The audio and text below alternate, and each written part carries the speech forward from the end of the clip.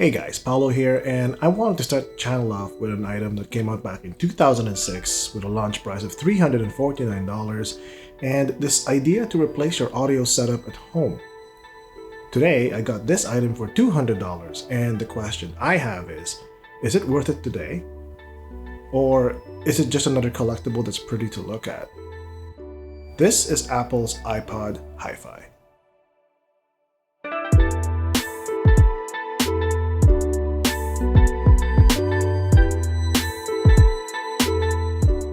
Now, the iPod HiFi came out as this accessory for the iPod, and it's normally compared today to Apple's HomePod, which isn't really a fair comparison considering that the HomePod is a smart speaker first and audio quality is second.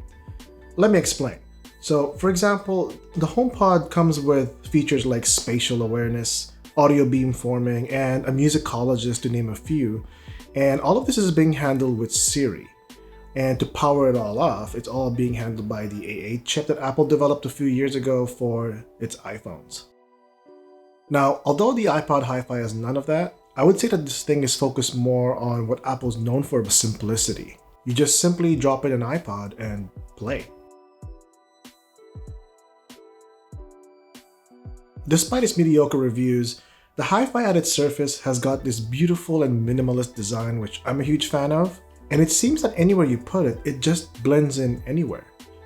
Pair it with an iPod and you've got this timeless appeal to it in a very Apple fashion.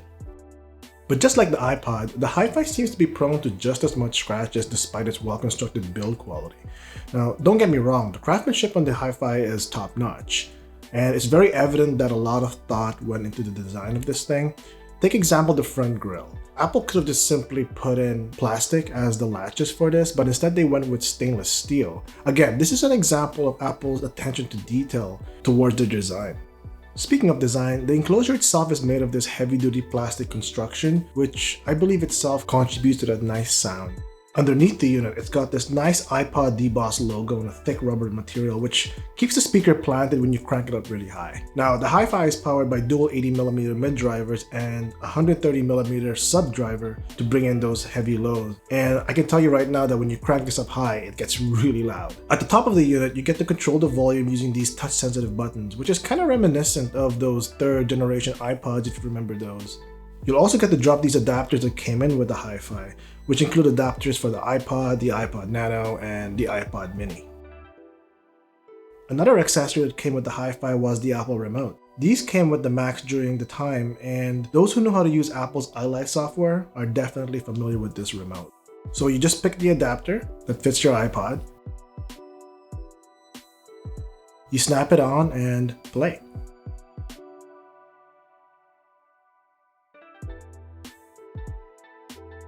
Behind the speaker, you've got an aux jack, which was actually meant for the iPod Shuffle to be plugged in. There is also a built-in power supply, so you don't need to bring a power brick with you.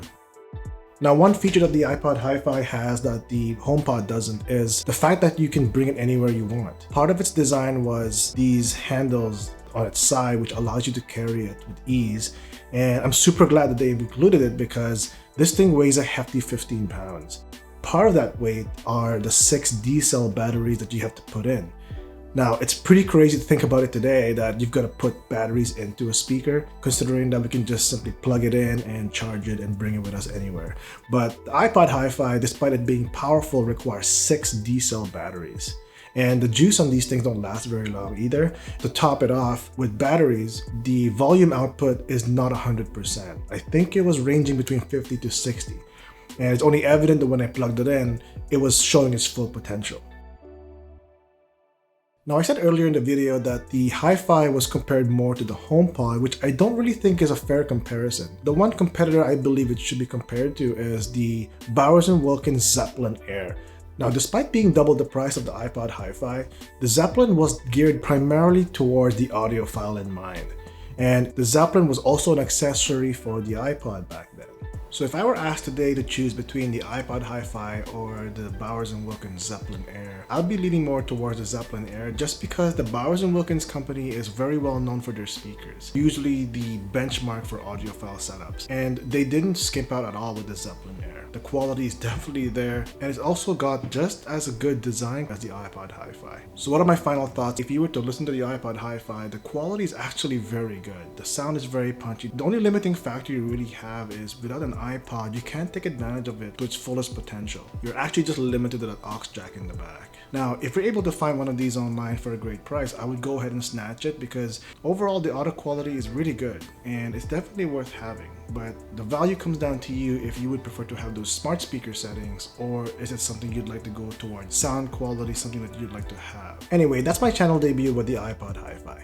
What do you guys think? If you listen to the HiFi in person, leave a like below or leave a comment below for your thoughts. And subscribe if you loved the video, and I'll see you in the next one.